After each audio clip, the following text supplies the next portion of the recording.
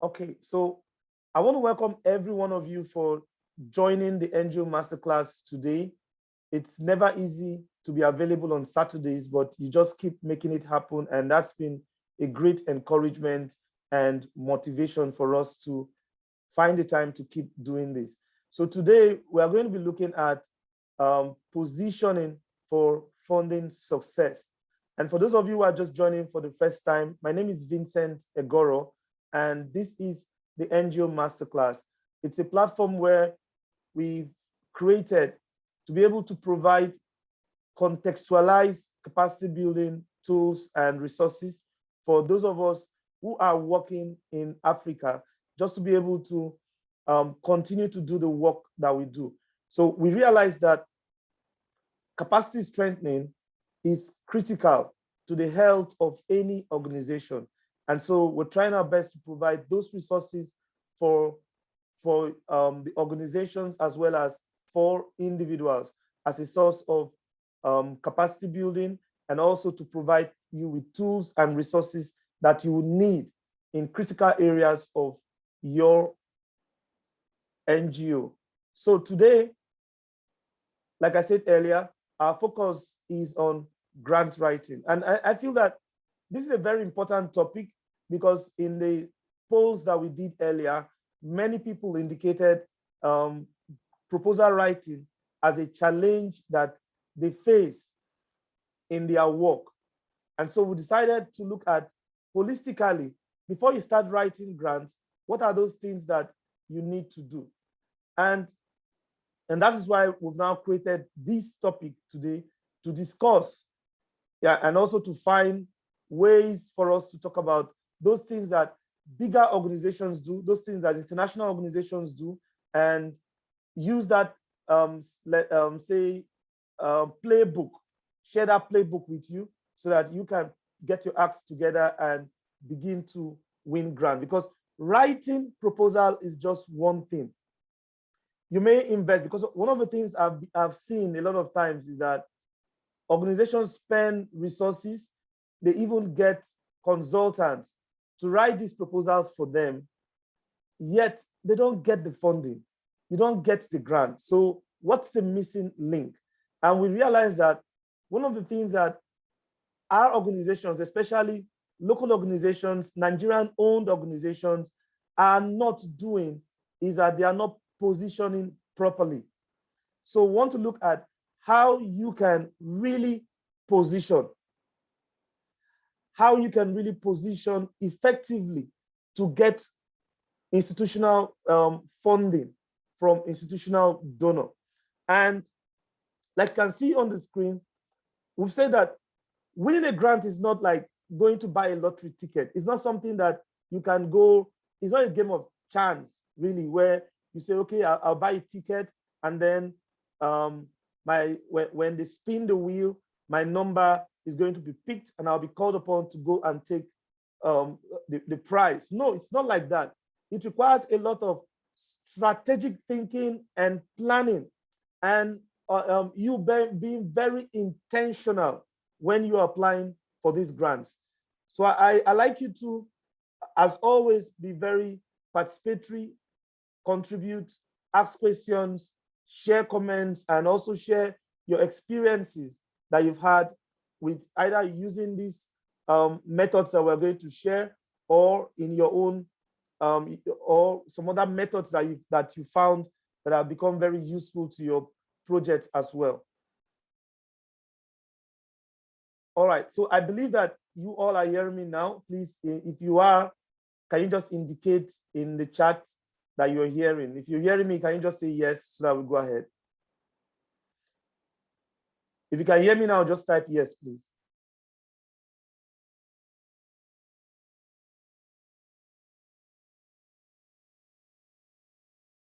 All right, thank you, thank you. Thank you, that's fine, thank you. Okay, great. Now, before we move on, I want to talk about what is positioning. And as you can see on the screen, the Oxford Dictionary has two definitions for positioning. And the first one is the action of putting a person or thing in a certain position, especially an effective or advantageous position. Also, the fact of being in a certain position or location. So essentially, when we say positioning, based on this definition, we're saying that you are taking deliberate steps to place yourself in an advantageous position, if we could define it using the same word again. Okay, you're giving yourself an edge to succeed when you're competing for grants. Because as some of you may already know, grant writing is a competitive process because the funding landscape is shrinking, yet we have large humanitarian and development problems that are ever increasing, and the funders now have apathy. And so writing grants, for you to be effective in writing grants, it now requires you to be more strategic, for you to think better than you used to think before. And then the second definition of positioning, still from the Oxford Dictionary, is defined in terms of marketing. Here we're saying the identification of a product, service, or business as belonging to a particular market sector, strategic or distinctive promotion within a targeted market sector. So as an NGO, how are you promoting yourself to funders? How are you positioning your product? Have you been able to identify your competitive advantage to funders, to donors, for them to know that, okay, we can work with you with regards to this area? So for instance, if they are looking for NGOs in your state, say you are in Lagos, or you are in Kano, you are in Sokoto, you are in Akwa Ibom or Cross River, if they are looking for NGOs in those locations who are working in areas, say in gender, will they think about you? They are looking at, for NGOs who are working in areas, say gender-based violence, will they think about you? How have you been able to position yourself and be able to take some critical aspect of the market? If you are looking for partners to collaborate with, will they think about you? Have you been able to carve that niche for yourself? So that is exactly what we are going to be looking at today, to look at how you can remain competitive, how you can position yourself, how you can carve out a niche for yourself and get known and get recognized as a leader in that place by donors, by other stakeholders as well. Now, in the context of grants, what is positioning? So we're saying that, you know, when you're writing grants, positioning describes a group of activities and actions that you need to take. One, to ensure that you as an NGO has the standing to be credible when discussing the project being proposed.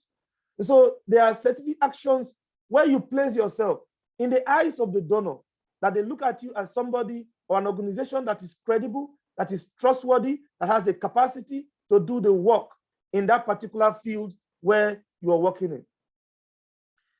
There are also steps that you take to ensure that the project that you're applying for is important, is feasible, and is likely to succeed and moves forward toward a larger goal. Sometimes I've looked at a number of proposals, and I see that the ideas that we have may be grand in our minds, but in the funder's eyes, these ideas are not fundable. So we've not taken the time to actually position ourselves, to actually ensure that whatever projects we are working on is in line with our mission, and also is in line with the funder's mission and the areas where the donors are interested in funding. So here we talk about you also carrying out activities and actions to ensure that the proposal that you're writing to a funder is appropriate and that the funder is interested in such work.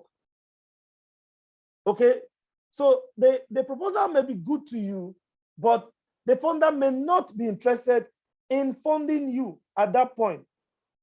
So it's very important. Something may be nice to you, but would it be acceptable to the other party? It's beyond you now. You have to think beyond whether you like it. No, you may like something, it may appeal to you, but does it also appeal to the public, to other, to the donors as well? Now, you also want to position yourself to ensure that that project you're working on, if it is funded, it will help the funder achieve their own strategic or programmatic goals. Because the funder also has an idea. They also have their own goals of why they are throwing out a call for application. Okay, why they want people to come and apply, why they want people to come and write those proposals and send to them.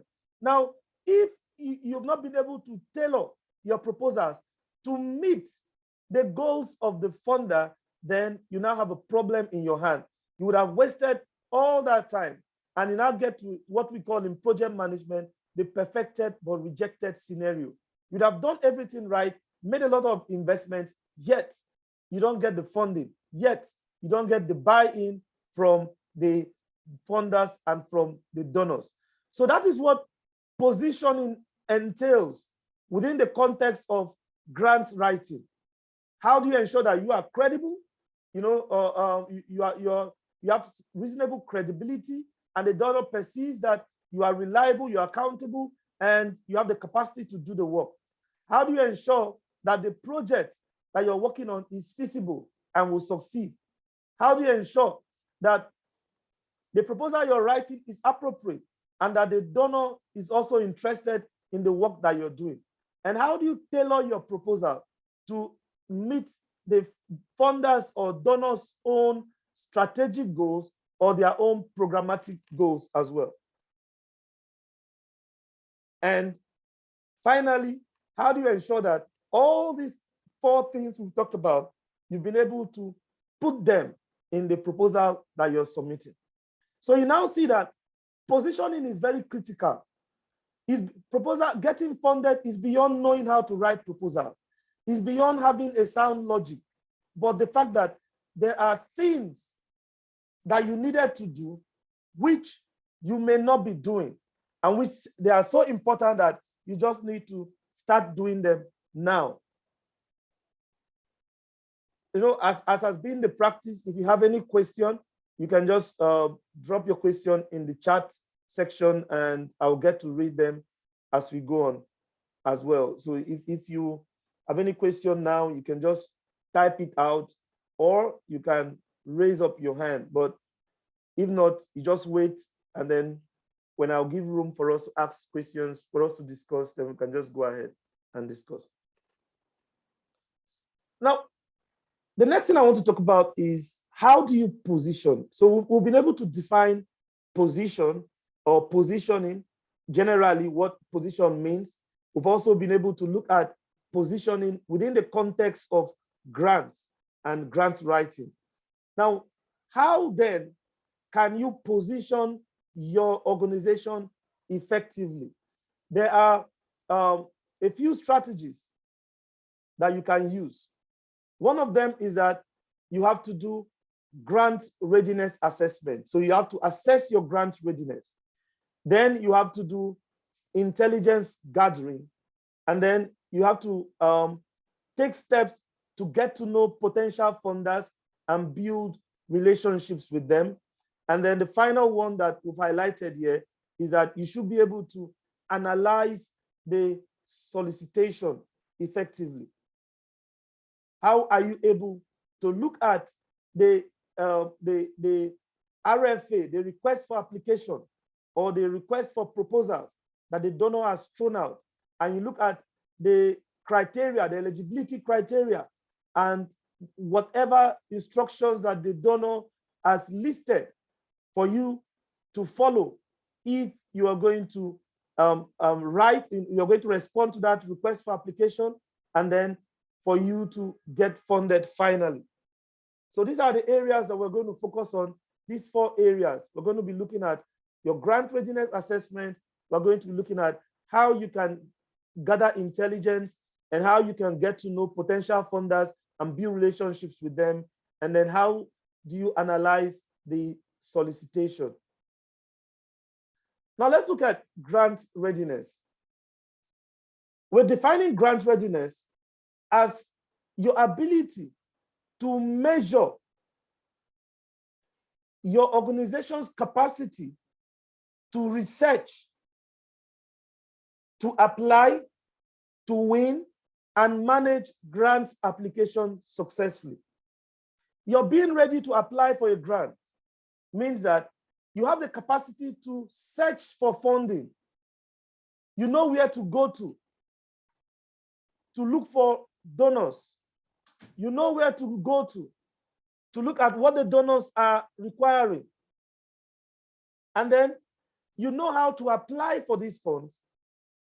And then you know how to win the application. And when you finally won the grant, you know how to manage that grant. So being able to do these things, there are certain things that need to be in place. Now, the first thing, because my role every day involves capacity strengthening. So we do a lot of assessments, develop corrective action plans, and then strengthen the systems, the knowledge, skills, and attitudes of the individuals, and then strengthen the systems of the organizations to be able to manage grants, to be able to apply and all that, so that our organizations can become sustainable. Now, one of the things I always hear almost every day is the desire of CSOs, civil society organizations, to get funds. So if you ask civil society organizations in Nigeria to say, what's your number one challenge? They'll tell you funding. They'll tell you we want grants. And we have been established for the past 10 years. We have registered with CAC, but the biggest problem we have is we don't have grants. Now you look at these organizations, most of the time, what I find out is that you're not ready for the grants. Nobody is going to fund you the way you are. So there are things that you need to put in place. The foundations that you need to put in place are missing in your organization. You're being ready, you're being funded is not as a result of how many years your organization is. Like I've shared in this platform, that maturity within an organizational life cycle is not in terms of how old that organization is. You can be 30 years and still not be a matured organization. You can be 30 years old and still be at the infancy stage because you do not have the systems, you do not have the structures and the processes in place.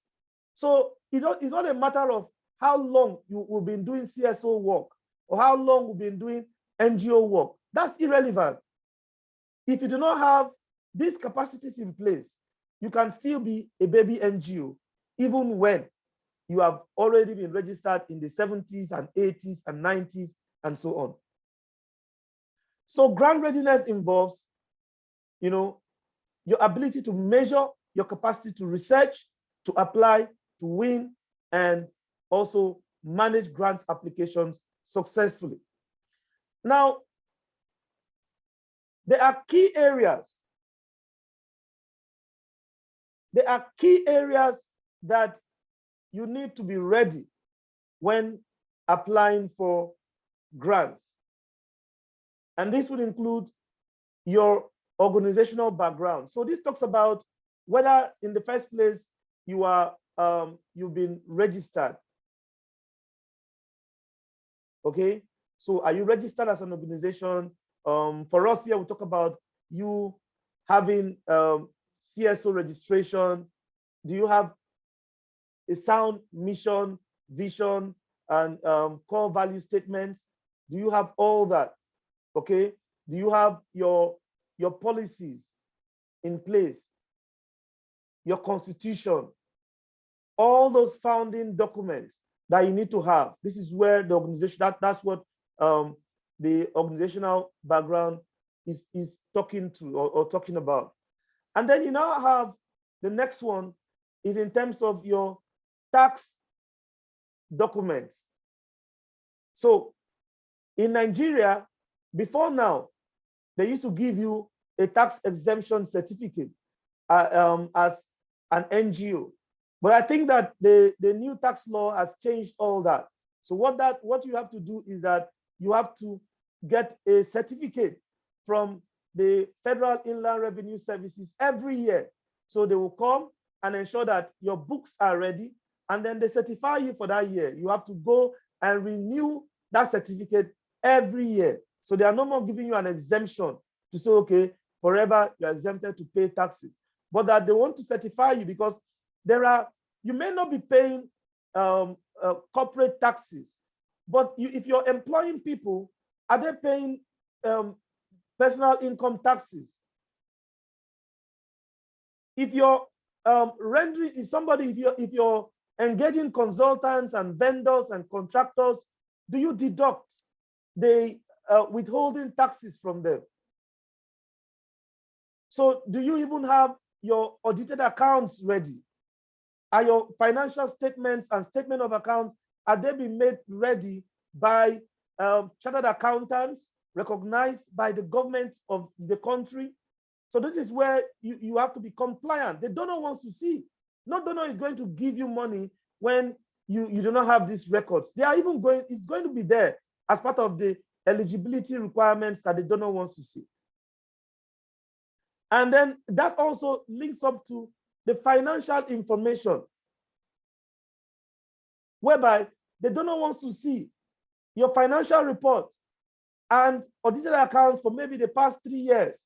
Consistency, they want to see how effective you are in keeping the books and complying with the relevant laws of the country. So these are critical. And then you see another section there talks about governance. Governance is critical, yet governance is something that many of us within our NGOs do not want governance systems to be in place, especially the senior leaders of the organizations. You are the ED, you are the board chair, you are everything. You are the ones who sign, you approve, you sign check, you keep the checkbook. Everything revolves around you. There is no devolution of powers. There is no accountability. Your board is ineffective. So what you have is just a board of trustees. Okay, and I'm really happy because this issue of governance, we in the coming days we're going to have somebody who is an expert in this area, and they will come and talk to us about the importance of having governance system, sound governance system. Okay, based on, if you really want to grow, if you're really serious about this NGO work, there are certain things that you must not joke with. I've said it here before. The organization has to be bigger than an individual. When you see organizations that have been here for 30 years, 50 years, 60 years, and are doing great work and are recognized within the civil society sector, it is because those organizations are bigger than individuals. Individuals are subject to the systems and compliance that have been set by the organizations. So the donor is interested in your governance structures and the governance systems that you have put in place. And here you also want to see whether you have a strategic plan in place as well. And then we'll talk about your program and project information, whether, for instance, as part of your mission, as part of your thematic areas, they want to see whether this grant you're applying for, is it even in line with the thematic areas that your organization has set for itself? Because I'm seeing a culture where we just follow money. We are now following money. Well, today the money is on HIV/AIDS. Oh yeah, let's go and apply. Let's go and be doing HIV funding. Today we are talking about climate change. Today is gender-based violence. So you now see everybody moving from one application to the other, from one thematic area to the other without focus. You're not known for anything. So these are critical issues that the donor wants to see, that you have the documents ready. Now, there is a tool, like a sort of guide that I'm going to share later in the Telegram group. I'm going to share it in the Telegram group, a grant readiness assessment guide.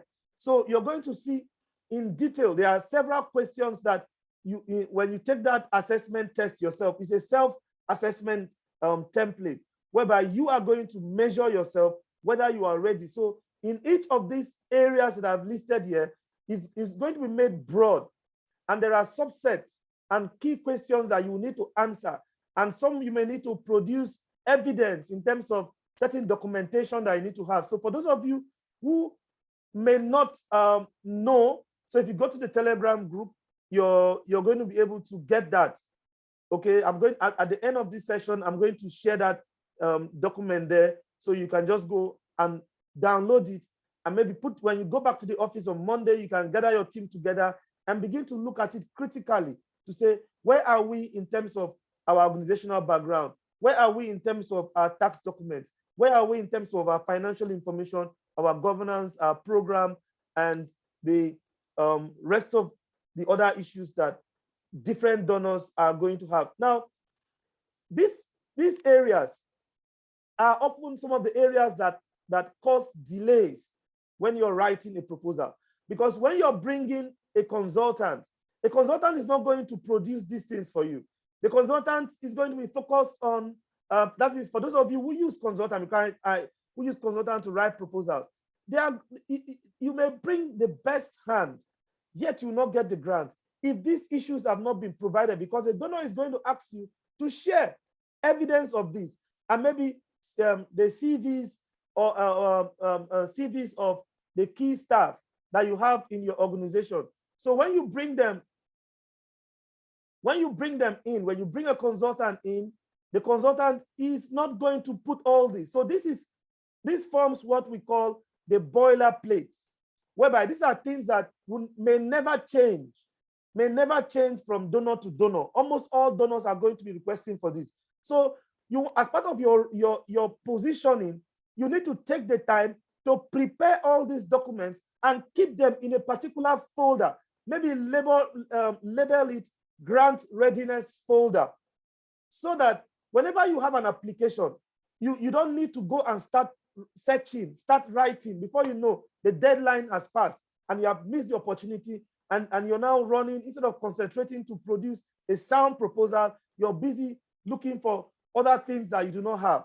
So I want you, this is when you see NGOs, international organizations, and bigger national organizations, they spend resources and time to put these things together and keep before a call for funding appears.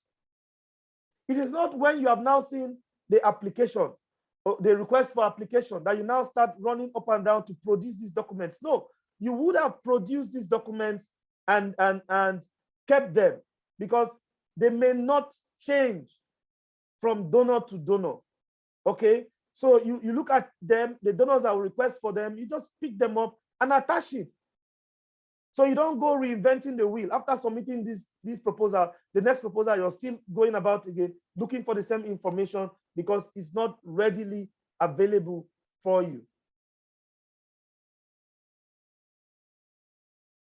Yeah, so if you have any question around what we just talked about, you could still ask, send it in as a text, and I'm going to get back to you on it. Now, another thing we want to talk about is intelligence gathering. Now, for bigger organizations, they have a team. They have what we call business development teams, or they have a staff that is responsible for business development and resource mobilization. Now, these people and these individuals, their responsibility is to monitor funding. All they do, apart from writing the proposal, is that they are searching the internet. They are searching their networks to know when an application is going to drop. They are monitoring the trends, the research trends, to see in the past 3 years, what has the EU been funding? In the past 3 years, Whereas the United States government or the Canadian government or the UK government, in which areas have they been funding? What has been their priorities like? How much grants have they been funding in these areas? That's what they do. They study. And this is something that you must begin to do. Grant writing does not begin and end in proposal writing. You must position yourself. Because a lot of times what we see is that some of our organizations are just reacting. We are on a reactionary mode. So you just hear today, there's a funding opportunity. Somebody shared it on WhatsApp in your network. And then you're now running up and down. How do we apply? How do we apply? Because of the time you will see these calls. Maybe you will see it 2 weeks to the deadline. Maybe you're seeing it 1 month to the deadline. How then are you able to put together a worthy document? How then are you able to apply, to be able to properly sit down and read what the donor requirements are and how you can respond to what the donor requires? You see, for the international organizations and bigger organizations, they understand the importance of positioning and the importance of intelligence gathering. A grant may be they may be expecting a grant, say, in a year, for next year. As far as that, they are beginning to put their selves together. They are beginning to research the trends, begin to look about, are they going to need partners? Are they going to form consortiums, okay, to be able to apply? How can they ensure that they become prime recipients of those grants? Who can they partner with? But we don't think about that. We just see call for proposal. The next thing is we want somebody to help us to write the proposal. And then when you write and the person helps you to write it and you don't get it, you now begin to blame the individuals or blame yourselves and waste all that money and you don't get it. So for you to increase your chances of winning grants, intelligence gathering has to be something that you take up very, very seriously. Now, as you've seen already, we said intelligence gathering is the ongoing collection of information about funders, funding opportunities, and other organizations, including the political environment. It's something that is ongoing. It's not something that you do once and say, we used to do it. We used to do it before, we now stop. It is an ongoing process. That is why international organizations would have a business development staff.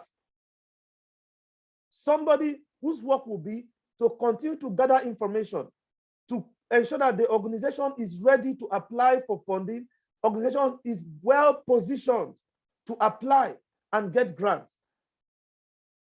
And so it's critical that you understand how to carry out intelligence gathering. So by involving yourself in this process, it will help you to identify prospective funders. You want to know whether you want to compete for a call, for a request for application or not. You want to monitor market trends. And then you want to identify your competitor organizations. It's very important for you to know about the other organizations that are working in similar sectors like you, and know what their strengths are, what their weaknesses are, and if they are a threat to you, or if you need to collaborate. Now, today we're talking about collaboration and no more competing, but you must know who are the people that you want to collaborate with. And that is what intelligence gathering will help you do. It's a process where you begin to have, so you have what we call a donor map, where you track all the donors, their contact persons there, the contact information, their locations, the kind of grants that they fund, the amount that they are always funding. So there's also a template for that, and for donor mapping, to identify, to track funders And I'll also share that template as well. So you could use that for those of you who may be interested in taking this up. Now, for you to carry out intelligence gathering, there are 3 steps that you need to take. One is to scan, the other is to track, and the other is to focus. So under scanning, here you're casting your net, you're going to the internet, and we live in a very beautiful time. It's even easier for us now because of the information that is available on the internet. So every funder that you're looking for, the information is there. This information I'm talking about is not something you're paying for. It's information that is on public domain. So you're going to the internet, okay? First, go to the internet to see what kind of funders exist for you and what kind of opportunities are there for your type of NGO. And the ones that will soon be released or the ones that are going to be released. In every donor website, this information is there. They're always publishing it. So you need to go and visit their website and study their website. Go to the About section, read their past, their annual reports, look at their strategic plans, okay? Look at all evaluation reports, look at past projects they funded, because their laws require them to be transparent with this information. And this information is something that is readily available for you. All you need to do is spend the time to research. After you've done that scanning, after you've gone to search to look at the types of funders that will fund, say, for instance, climate change, how many funders are funding climate change? How many funders are funding gender-based violence? How many funders are funding good governance? Okay, insecurity, peace building, and all that. You need to begin to look at them, go to the internet and do a basic search. You'll be amazed the kind of information that you have at your disposal. Now, after you've scanned, you should be able to track. By tracking now will be, say you saw 100 funders and 100 funding opportunities. You can apply for all those funding opportunities and you will not be able to work with all those funders because some of them, their priorities may not be in line with your own priority. Their priorities may differ from what you yourself are doing. Okay, so you want to look at the funders and donors and donor organizations that are in line with you, that share similar priorities to you, or the ones that will be willing to share to fund projects in an area that interests you. So those are the ones that you want to look at them and begin to prioritize. So this information, you're now going to update them in your funding tracker. So there is a template called funding tracker, which I'll also share. So you look at it, it's a very simple template. I think it's on Microsoft Excel, so it's even easy for you. So you open it and begin to just update. We've taken the time to create a template for you. So all you need to do is just to update that information. Update the relevant sections of the information and assign a staff to do it. Assign somebody with a responsibility for that. And if you cannot employ, but I said, you have to begin to take advantage of volunteers. So get somebody just to sit on this intelligence gathering. And the next thing that you want to do is to focus. This is where we talk about how you intend to engage with the funder that you've identified. How would you engage with the funder that you have identified? So look, there is also, you know, even USAID has a guide on how to position yourself, position your organizations with USAID. So they even tell you how you can build a relationship with USAID, how you can go and invite them for coffee, okay? That it's legal. You can go identify a contact person there and ask them that, you want to invite them for coffee. And there are steps how you can even share information about your organization. The other time, I think last year, we talked about why you need to network. Network. It's critical. And so here you're going to make, under focus, you're going to make a decision to engage with the funders, okay? To say, how am I going to let them know that this is what I do?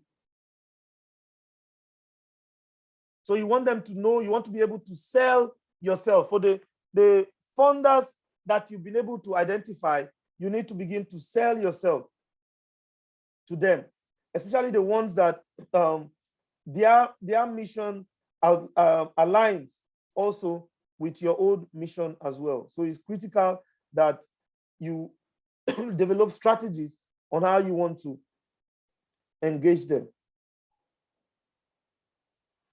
Now, there are steps also on how you can gather intelligence. So the first thing you want to do is that you want to research these funders, you want to research competitor organizations, and you want to research for relevant requests for applications on the internet. And then you could also conduct, excuse me, you could also conduct market research studies, okay? You can do some analysis of your market. The market talks about the sector, your thematic areas where you're working in. What are the opportunities in that area for funding? If I continue to work, is it an area where donors are really interested in funding? What are the opportunities that exist for us in this particular area if we continue to work in this area? And then you need to, for instance, for those of you in public health, you need to attend conferences, public health conferences. There are a lot of conferences around gender-based violence, around HIV/AIDS, around malaria, and so on. There are also a lot of conferences that talks about the SDGs, okay? And people are always organizing international conferences. Today, it's even been made easier because of COVID. So most of these conferences are now virtual. And you have breakout rooms where you can network with people. And this is also one of the things why we established the Telegram group, right? So that you can network. There are people there. You can introduce yourself to say, okay, this is my organization, this is where I am, and this is what we do. That's about the networking, okay? So people get to know each other. People within a particular location would say, okay, let's try and meet up. We are in the FCT, let's try and meet up. We are in Sokoto, let's try and meet up. Let's try and meet up, we are in Lagos. That's how things start, and that's how collaborations start. So you get to know yourselves. You get to know what are the opportunities other people are also getting, and how can I get to work with them? So intelligence gathering goes even beyond you researching donors. You can research partnerships. Somebody may have access to funding, but they are not eligible. And for them to apply, they may need you, who is more eligible, but you do not have that information. But when you're not collaborating, when you're not networking, you will not be able, you will miss out on those opportunities because you will not hear about them. And then I've said it over and over and over again, be active in social networks. Be active in LinkedIn. It's critical as a professional. Be more active on LinkedIn than on Facebook as a professional. So you need to go and open up your organizational LinkedIn account, your organizational Facebook page. Look, for organizations, I'm not asking you to go and open a Facebook profile. There's a difference between a Facebook page and a Facebook profile. You need to get a page. Go and get a page, not a profile where you send somebody friend requests. No, that's not what I mean. I'm talking about, so all you just need to do is, after this session, go and type, what is Facebook page and what is Facebook profile? Then you're going to get the difference. And then it should also be on Twitter. They've lifted the ban on Twitter. You have to be intentional about your visibility. People need to know you. People need to see you. People need to hear you every day. It's critical. It's something that you must be doing if you want to really position yourself, as an expert, as a reliable organization, as a credible organization within that area and field where you're working on. So that's some of the things that you have to be doing. So it's very important that you do that as well.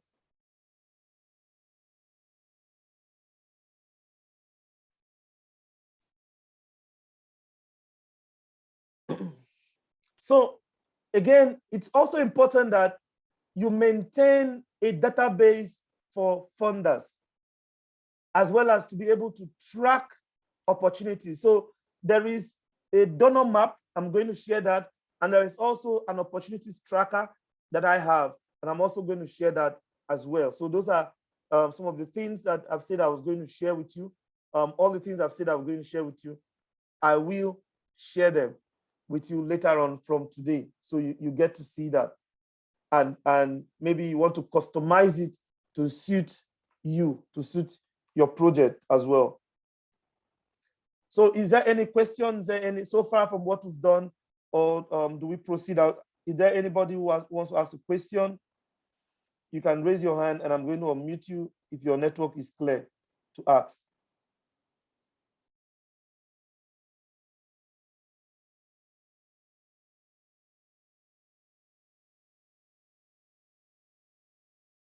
Okay.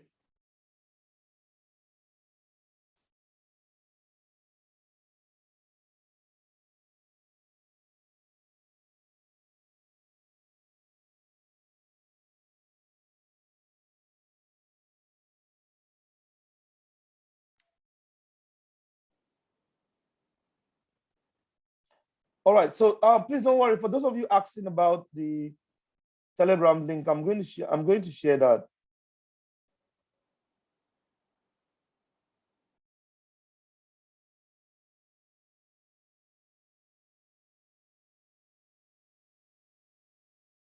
Recording in progress.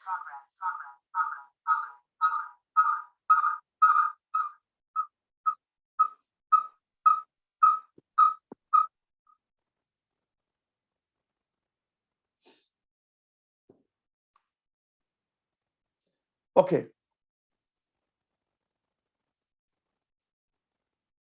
All right, so how do you get to know your funders?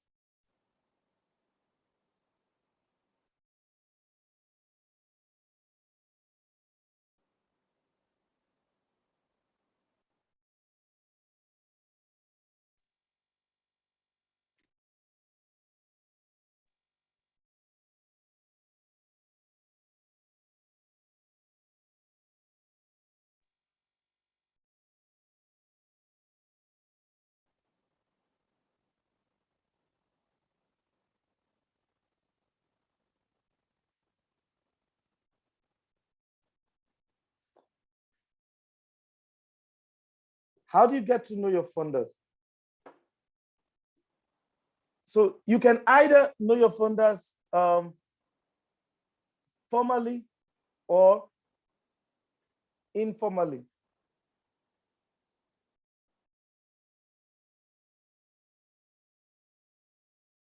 Please, just give me a moment. I don't know. I was just trying to copy the Telegram link to share with somebody.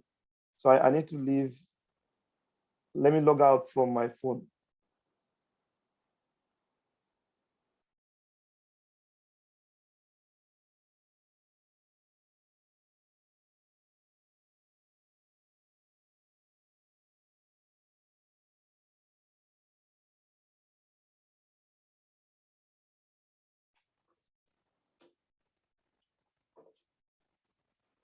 So like I said, there are two ways. There are two ways you can approach funders, either formally or informally.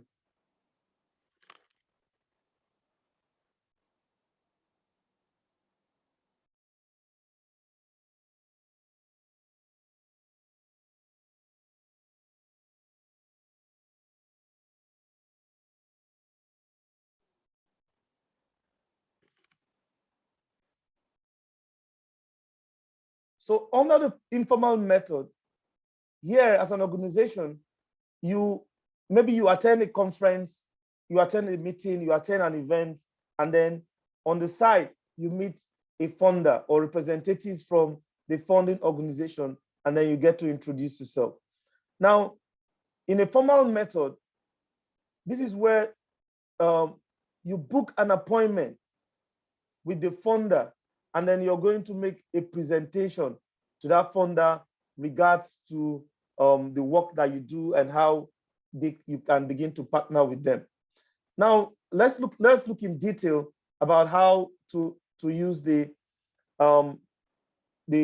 informal processes and as well as the formal processes. One of the things you must remember is that these donors do not have time. They are as busy as you, and some of them are even more busy than you are, okay? So what you want to do is to ensure that you are always well prepared about opportunities. How prepared are you for the opportunities that you're looking for? And we always tell people, if you are going somewhere, and let's say you see the president of Nigeria, you're in the same room with the president of Nigeria, or you find yourself in an elevator with the president of Nigeria going to the 5th floor from the ground floor where you all enter that elevator. And you have only 5 minutes. What will you be able to tell the president about your organization? If you see an Aliko Dangote, for instance, and they are willing to fund, okay, what will you tell them about the work and how you want to partner with the Dangote Foundation? So it's critical that when you're interacting with funders, whether it's formally or informally, you should be able to tell them your organization's name, vision, and mission. Okay? You should be able to talk about your offering, okay, the proposed opportunity your organization would like to offer or currently offers to accomplish your vision and mission. And then the third thing you want to talk about is how your organization is uniquely qualified to deliver that opportunity to them. So you must be always ready. So anytime you go for, it amazes me that many of us go for events and we don't have a business card. Okay, so you don't have a business card, and that's when you can't exchange anything. So that's when you're now looking for diary to open and say, okay, can I have your number? It makes you irresponsible. It makes you and somebody who is very unprepared. So at every opportunity, you're attending a training, you're attending events, you're attending summits, workshops, conferences, there has to be materials in your bag, something that you can easily share about the work that you do and how your organization has been impacting people. So it's critical that you have this information always ready, who we are as an organization, what we do, and our competitive advantage. So this information has to be tailored to suit every donor that you want to work with, because some may be relevant to other donors and may not be relevant to other donors. So it's very important that this information that you're going to be talking about must suit the donors that you're requesting to the opportunity to see. Now, here's an example of preparing for informal presentations with funders. And I'd like you to imagine this scenario as I read them out. Imagine you have just entered an elevator on the ground floor of a major hotel in the capital city, where you have been invited to attend a reception for donors and philanthropists.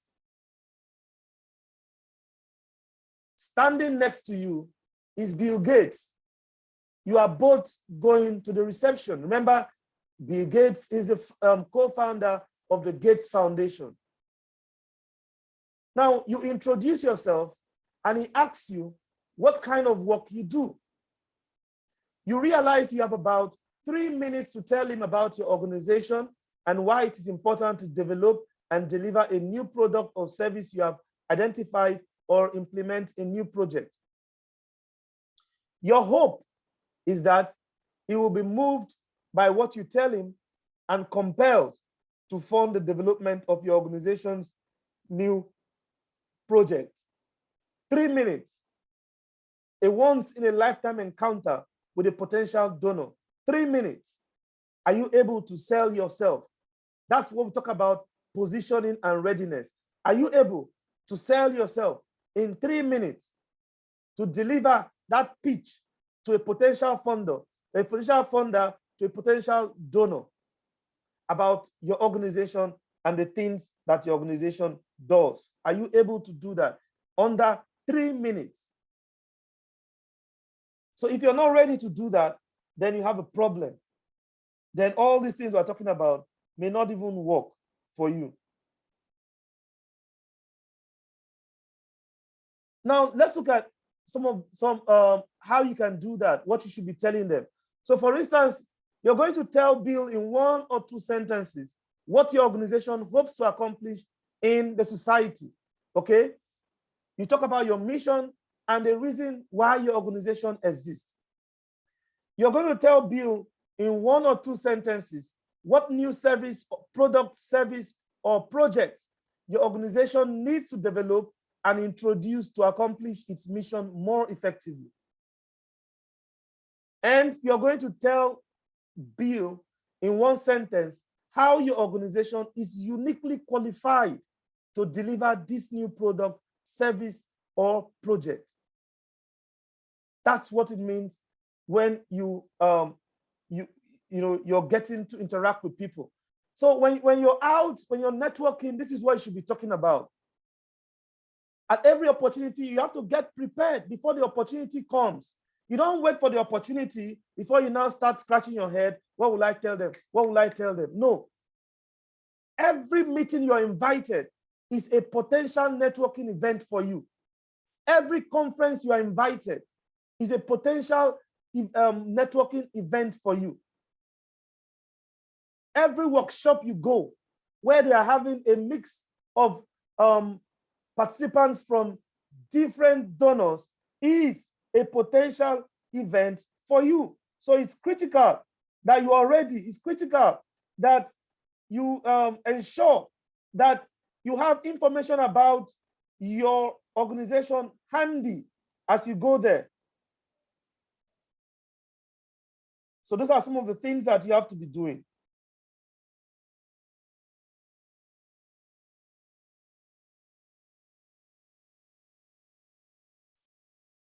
Now, let's look at the next one, okay?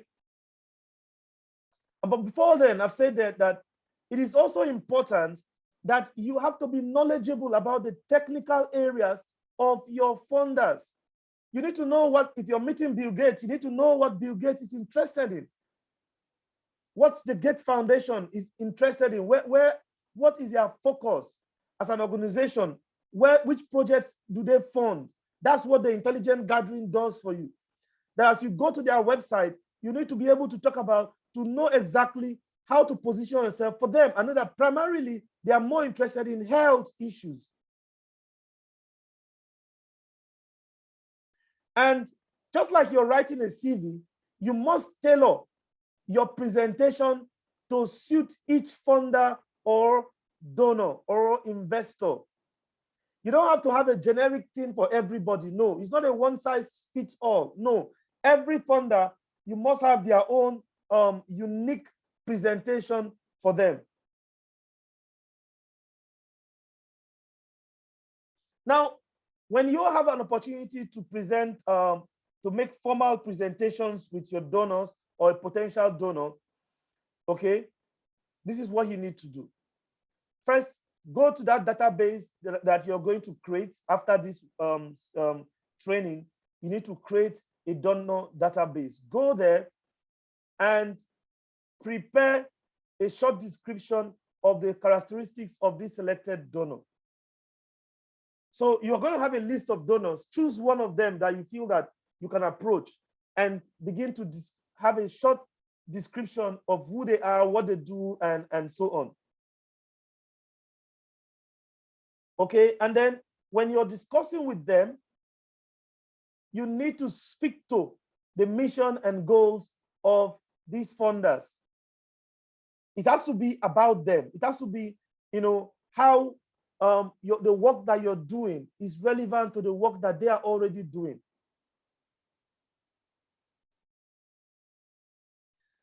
And what we're saying is that number 3 is that you need to act it first. Rehearse before you go. Rehearse before you go. So you're going to gather your team members and ask them to pretend that they are the funder. And then somebody who is going to be doing the talking needs to start brainstorming with them to say, okay, let's say you want to be able to know what are some of the questions that a funder will be asking you when you get to sit down with them to discuss. So the issue is that you must be able to rehearse. Now, like I told you, the USAID has a guide, and I'm also I just download that section of the guide and share with you how to position yourself, to position your organization with USAID. So you can use that USAID format to apply it with other people, okay, with other funders as well. And that will really help you if you understand it's developed by USAID as part of their technical assistance to their partners, how they can position themselves better with USAID. Okay, so you can even position yourselves with embassies. In every embassy, they have a department called the Public Affairs Department. Those people are interested about the affairs of the country where they are. And you can go there, you can write up to them and seek to book an appointment with them. When the COVID restrictions are reduced, you can go to those embassies, you can research them, book an appointment that you want to see the public affairs person, and introduce yourself, your organization, and what you do to them, with them, and how you want them to put in a word for you or introduce you with maybe their funding organizations that are also there in the embassies.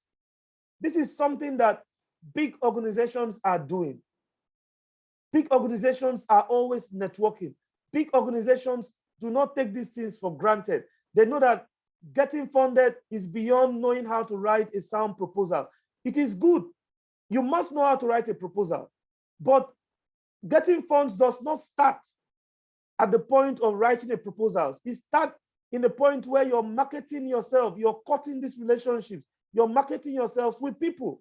And these things apply whether you're a business person or you are a core NGO person. It applies, it works. It also applies for you as well.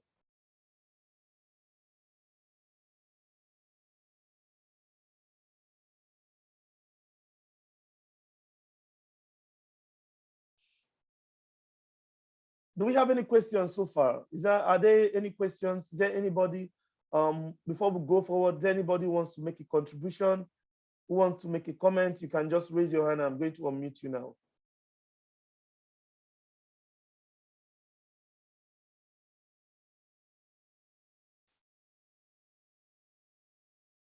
Any questions, any comments, any observations with regards to what we've just talked about?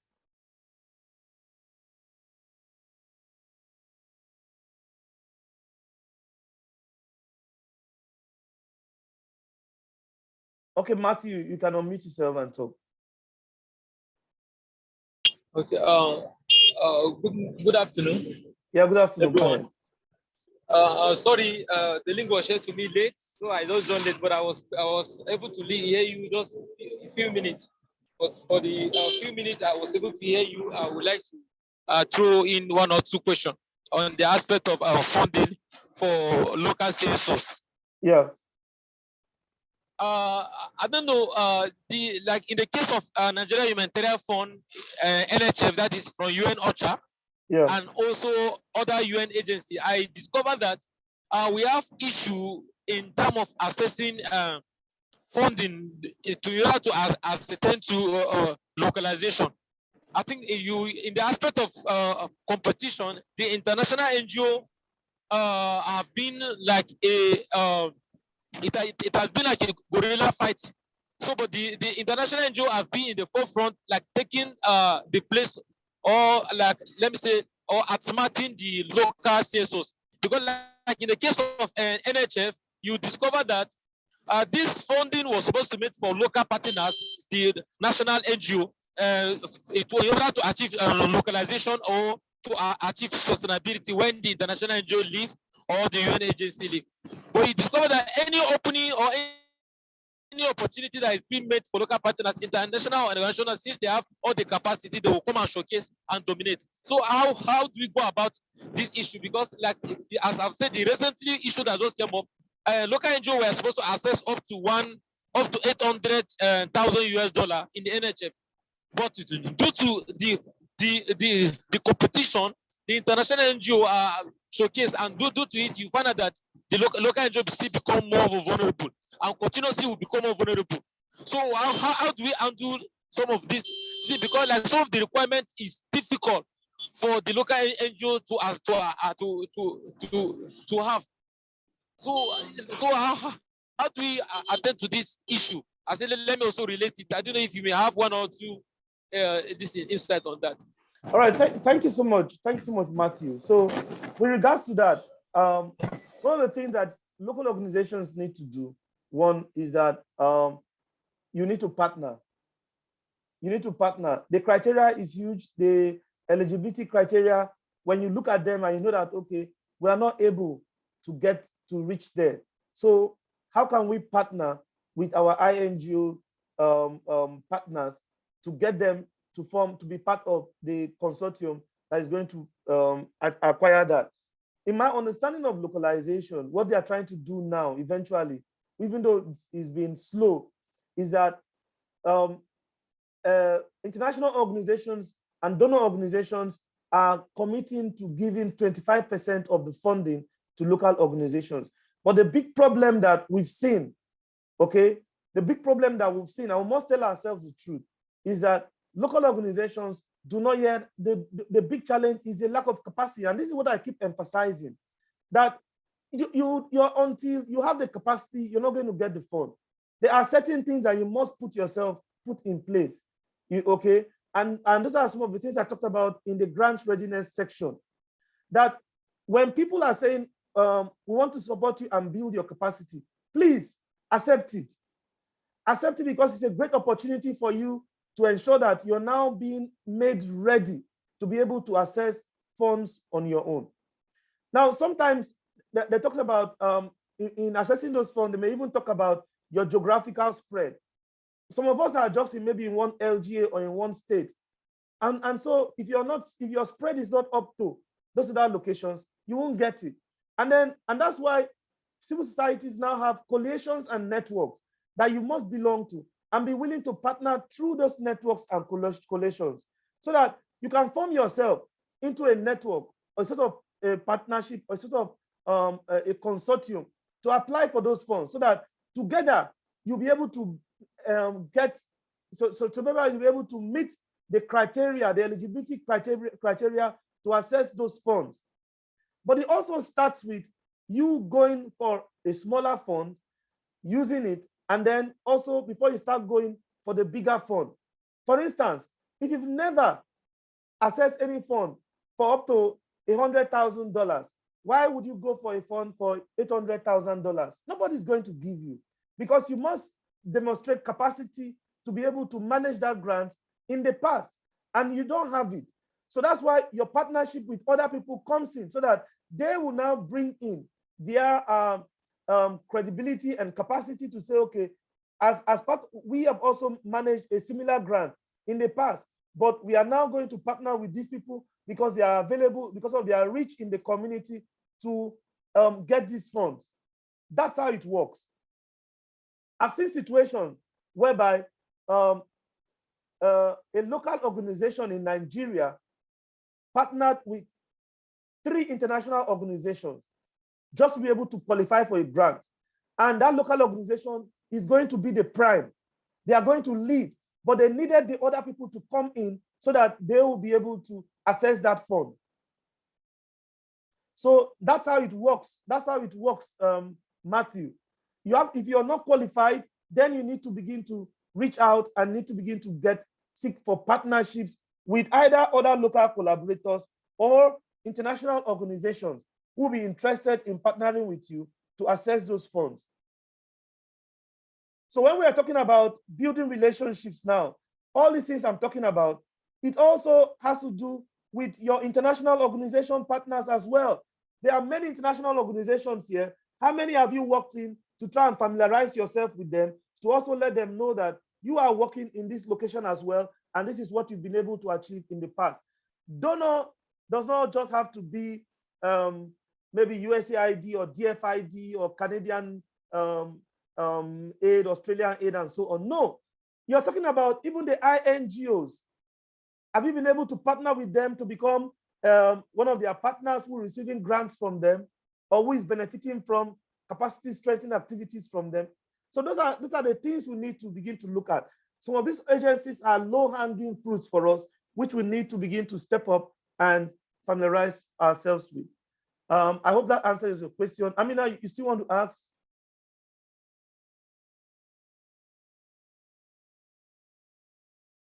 Okay, so we'll go on to the next training.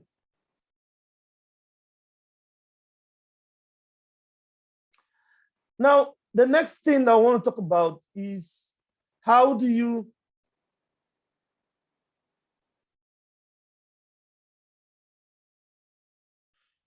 somebody asked and said, how do you deal with organizations that you have attempted to have relationships and they refused you? I can say move on, and I can also say maybe you have to look at the way you ask, the way you approach them, and who you approached in that organization. Who did you approach? Okay, so if you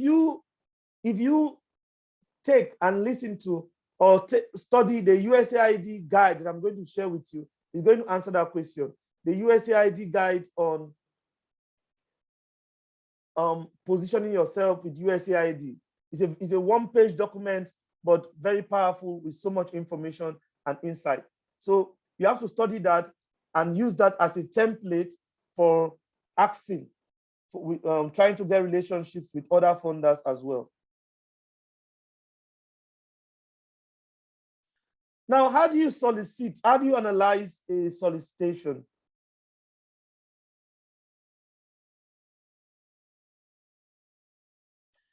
You see, another challenge that we have is that we do not take the time to read through the information on the request for application. We don't take the time to study. We don't take the time to read properly before we go into writing proposals. So before you begin to write a proposal, you need to study the instructions from the donor and make note of the following. Now, there is even a sort of templates that will help you in this to ensure that there are critical areas whereby, as you're studying, you want to make note of the following. So I'm also going to share that document. So today, there are lots of documents I'm going to be sharing with you people. I just hope that you will find the time to take them very seriously, because it's a lot of effort that I put in to be able to get those documents and be willing to also share with you. So it will make more sense to me if you are interested in utilizing them. So you want to make notes of the following. One, you want to look at what are the results that the funder is seeking. What exactly is a funder seeking from us as part of this request, as part of this proposal that we're supposed to write? You also need to make note of the program components, the various components of the program that the donor would request. You also need to make note of key personnel. If they're asking you to share information about the key personnel, how many pages of CV do they want you to limit it to? Who do they want you to provide information for or about? And then you also want to make note of the amount of money that you cannot request above, the available funding, and the duration of the project. You also need to make note of the deadline for submission. You need to make note of the submission criteria and the evaluation criteria, and any other key information that the donor will be requesting from you. When you're studying the request for application, these are important elements that you need to write and jot down in your diary or in the template that I'm going to provide for you, so that you do not forget. Because those are the things that many of us miss out. We don't spend the time to read through and make notes of key important information that the donor is requesting. We don't do that. So that becomes a big problem for us. And we find out that whatever we are putting up may be right in our eyes, but it may not be right in the funder's eyes. So all the documents I said I was going to share, I'm going to share them with you on the Telegram. So I'd just like at this moment to allow us to unmute. Yeah, okay. Father Ben, you can go ahead and ask your question. I see your hand is up. Yes, Vincent, thank you so much for the lessons. Thank you. Yeah, in the course of the teaching, yes. I saw where you talked about getting to introduce yourself to organizations. When you get to meet them, share your complimentary, be able to talk about your vision and mission, and have a good knowledge of the organization or the funders or something like that. Yeah. In the course of the months, I had an encounter, and okay. One of the organizations told me, he said, we work in consortium. Yeah. In that case, and does it mean that you are failed, or you now have to switch to a consortium immediately to be able to get something from them? Thank you. Okay. All right. So now I don't think you just want to form a consortium immediately when you don't even have a call, or there's no assurance that there's even funding, for the things that you want to do. So, but today, a lot of organizations really want to see that they want people, they are really talking about partnerships. They are really interested about partnerships, about collaborations, okay? And especially when they are working with local organizations, they really want to see people come together to work around their strengths and all that. But in some cases whereby, say for instance, in your own case, it's easier for you as a faith-based organization, because I know your organization now. So it's easier for you to say, okay, it's easier for you to get partners within the network of other faith-based organizations that that you know that you can as well partner with. And you can also go and solicit. You can go to those other faith-based organizations that are in country now in Nigeria, and go to them and say, okay, this is what we would like to also, anytime you're interested in working in our area, we'd like to see future opportunities of collaboration or partnering with you. Our organization is strong in this area, is good in this area, and some of this area is also in line with some of the things that you have done in the past. But when you see a call for application and the funding size is big, and you know that, okay, our organization may not qualify for this fund, you read it and you see that you may not qualify for this fund, the normal thing for you to do is to begin to seek for partnership opportunities, to form a consortium, to collaborate with another organization who has capacity in an area where you do not have, or who meets the eligibility requirements and you do not meet. But maybe you have a lot of grassroots capacity which they do not have, and that's one of the things that you'll be selling to them, to say, okay, look, I want us to partner, and we will be leading implementation in the grassroots, because as you know, we have offices across all the LGAs in these locations where these people are, but we want to work together to be able to get this. So it starts from there. It starts from either being a sub partner, a sub grantee, and allowing the other person to be prime, okay? Or you being a prime grantee a prime recipient and allowing the other person to be a sub.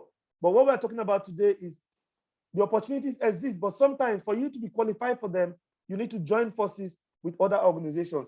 Even international organizations collaborate. They don't do it on their own. They collaborate among themselves. You see like 4 or 5 NGOs working together to pursue a proposal that is huge, and they will split roles among themselves, and one person will take the lead. One person will be the prime. But when one of the things you must do is that you have to sign an agreement and agree on the roles and responsibilities before you go and apply, so that somebody does not receive the money and now shortchanges you in the end. So you will enter an MOU with the people that you're entering this consortium with and share the roles. That if we are successful, this is my position, this is your position, and this is what we will get. This is how much of the project we are going to control and all that. And it is binding.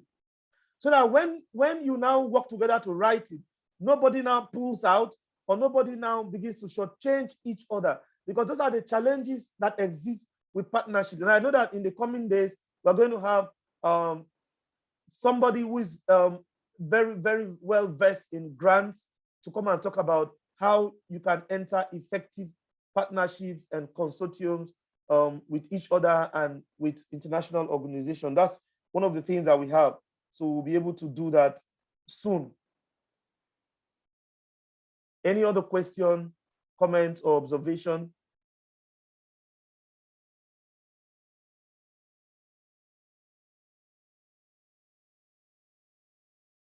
Any other question? Yeah, Matthew, go ahead.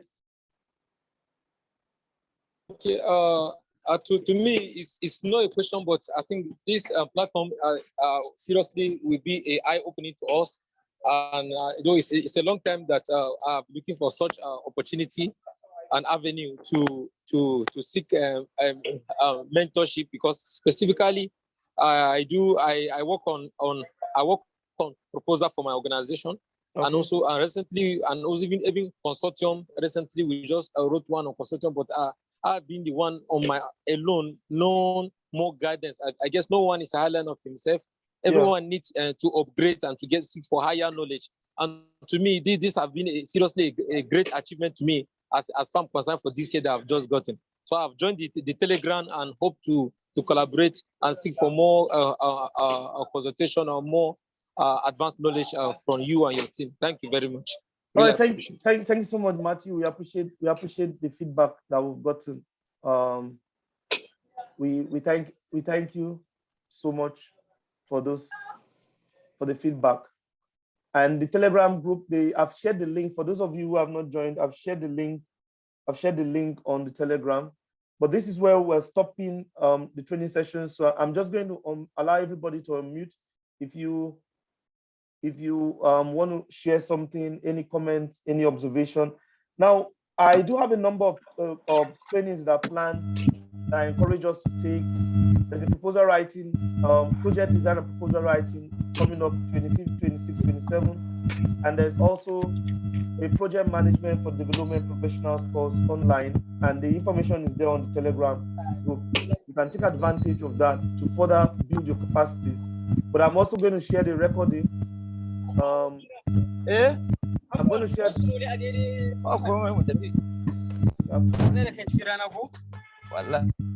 So I'm going to share the recording again to the emails that are registered, and I'll drop the link as well on the Telegram group. So I'm always very grateful to have all of us join the sessions every time. It's knowing that you would attend is one of the main reasons why we keep doing this. So I'd like you to connect with me. Please, I want to encourage everyone to connect with me. I'm on LinkedIn, I'm on Facebook, and I'm on Instagram. I'm going to share them with you now, so you can just connect with me. You can send me a request or follow me on LinkedIn, on Facebook, and you can endorse any of my skills that you see there, and I'll also connect with you as well. Yeah, okay, sorry. So there is a question around, is there a tool to gauge the governance fitness of an organization to know where to place it or seek needed change? Absolutely.